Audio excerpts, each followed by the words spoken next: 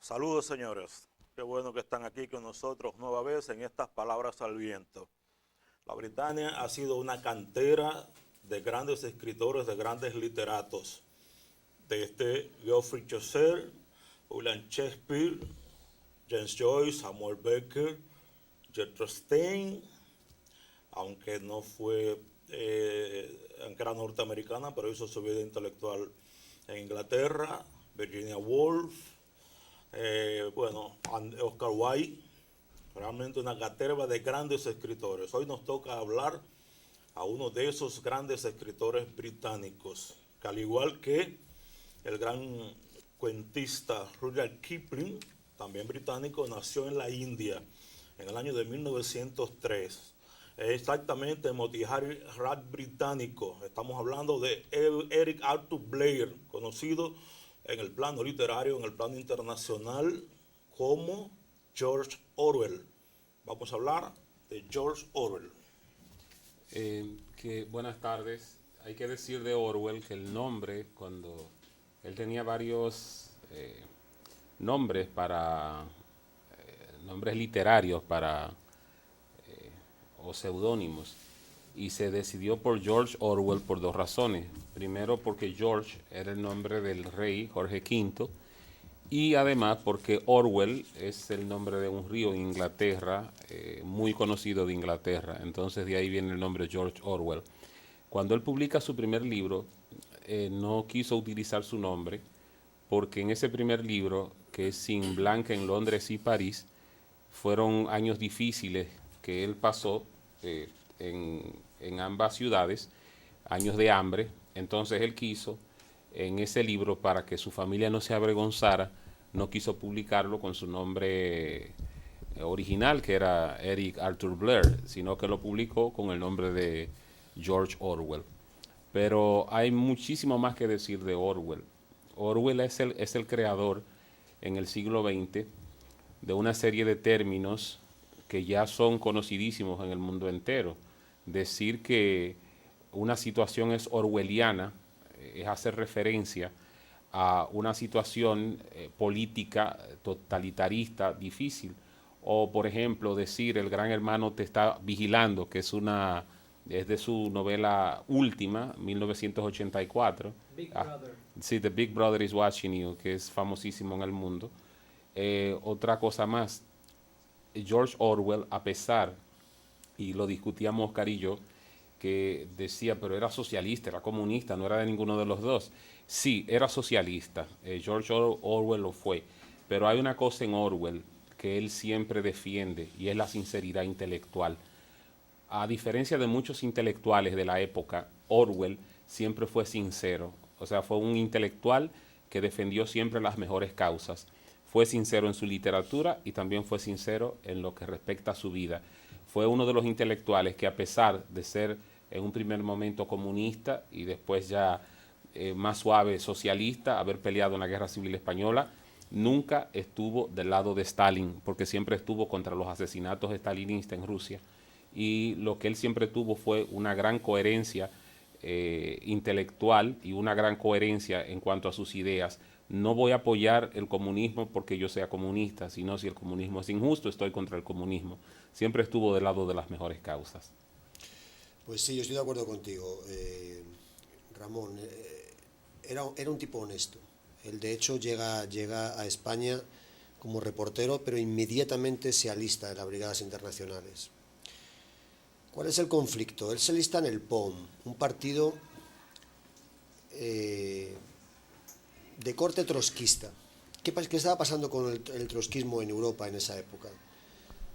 Sabemos que Stalin apareció en el panorama político ruso después de Lenin y después del mismo Trotsky, pero se hizo con el poder y incurrió en los mismos errores por los que luchaban, lo que hablamos siempre de las revoluciones permanentes, que al principio están buscando luchar contra una injusticia y si se convierte en una revolución permanente, más tarde o más temprano acaban incurriendo en esos mismos errores contra los que lucharon al principio.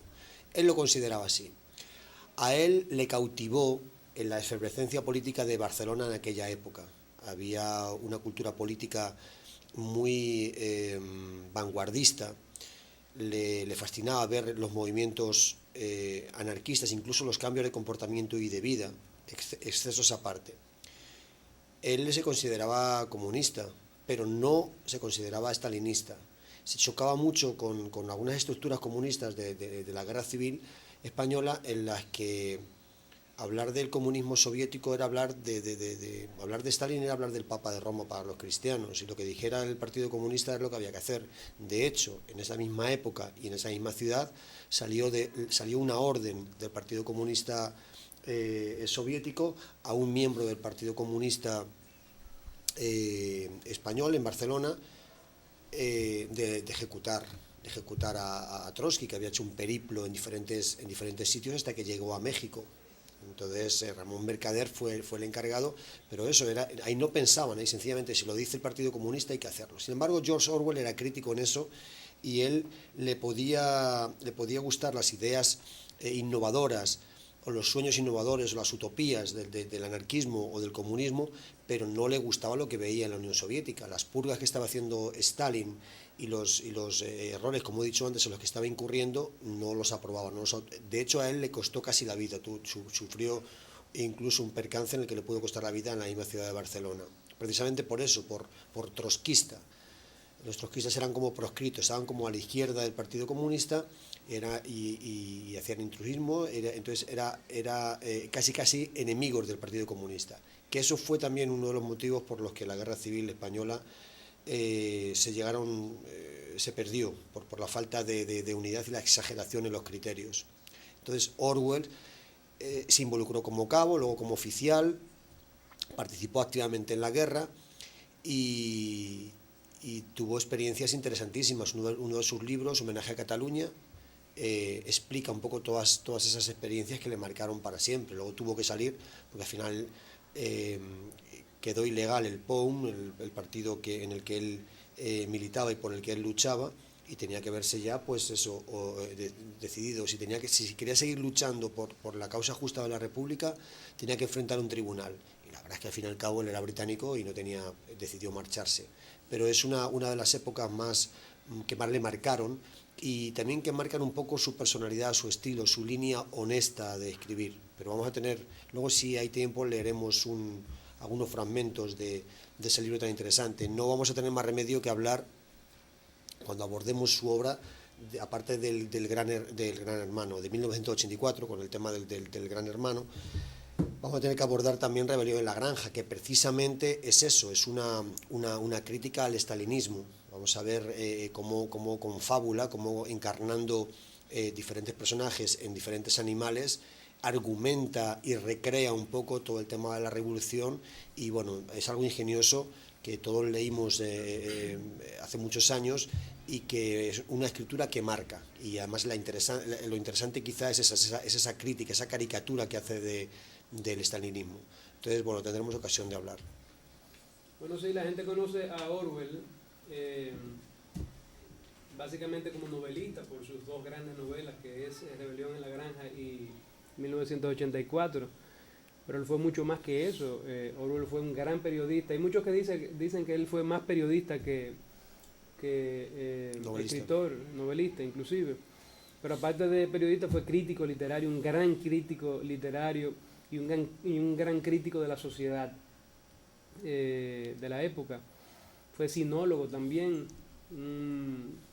estudioso de la cultura y la literatura china y un montón de cosas más. Pero además pasó mucho trabajo, porque hay que decir que la vida personal de Orwell fue un poquito trabajosa.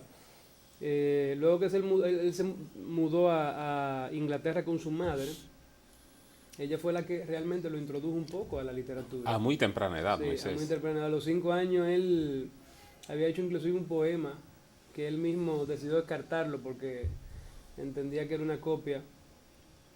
No recuerdo de qué ahora mismo escritor fue. Y sí, de muy temprana edad comenzó a escribir, motivado por la mamá. Pero como digo, él tuvo una vida bien azarosa porque estuvo de trabajo en trabajo, de empleo en empleo. Fue a París,